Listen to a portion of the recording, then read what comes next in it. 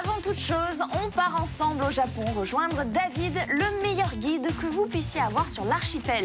Il vous emmène dans les meilleurs spots à explorer pour être au courant des dernières tendances nippones. On revient ensuite à la rédac pour décortiquer les dernières annonces importantes, ciné, animé, manga ou encore insolites. C'est parti pour les news.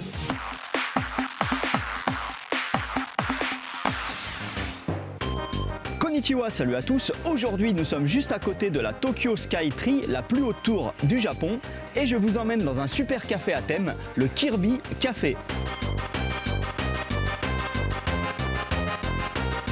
D'abord un rappel sur Kirby, c'est un personnage de jeu vidéo qui est apparu pour la première fois en 1992 sur Game Boy dans le jeu Kirby's Dream Land. Et suite au premier jeu, pas mal de suites sont apparues sur beaucoup de consoles différentes. Kirby a même eu le droit à son propre animé. Nous voici à l'intérieur du café, il est assez spacieux et évidemment la décoration est ultra mignonne. On retrouve la plupart des personnages des différents jeux vidéo, il y a des petits Kirby articulés sur toutes les tables et en plus il y a de très grosses peluches que les clients peuvent emprunter, c'est adorable.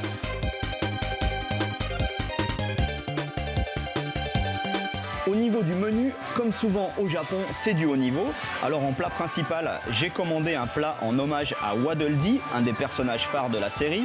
C'est en fait un ennemi de base de Kirby, on le reconnaît à ses yeux et à ses jolies pommettes roses.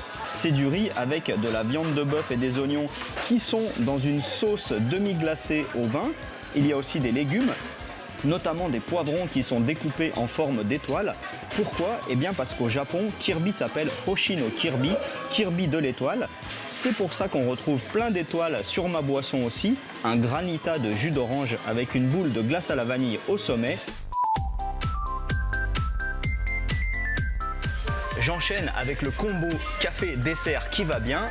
Je me suis pris un cappuccino. Alors ce qui est sympa ici, c'est qu'on peut choisir le visage que l'on met au-dessus en poudre de chocolat. Moi, j'ai pris le roi Dadidou, le pingouin, l'ennemi juré de Kirby. Et à côté, ce sont des pancakes avec de la crème chantilly, des framboises, bien sûr du sirop d'érable. Et au-dessus, c'est une mousse de framboise avec des petits morceaux de chocolat de différentes couleurs pour reconstituer le visage de Kirby.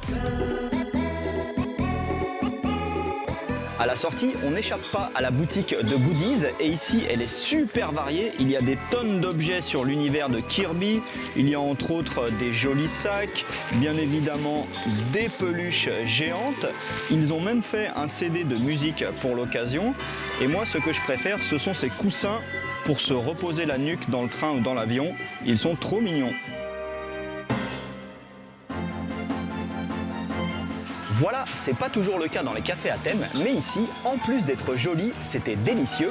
Alors au Japon, le dernier jeu Kirby est sorti en 2016, ça s'appelle Planète Robobo, mais vu la popularité du personnage, c'est certain que d'autres jeux suivront. Allez à plus, ja ne.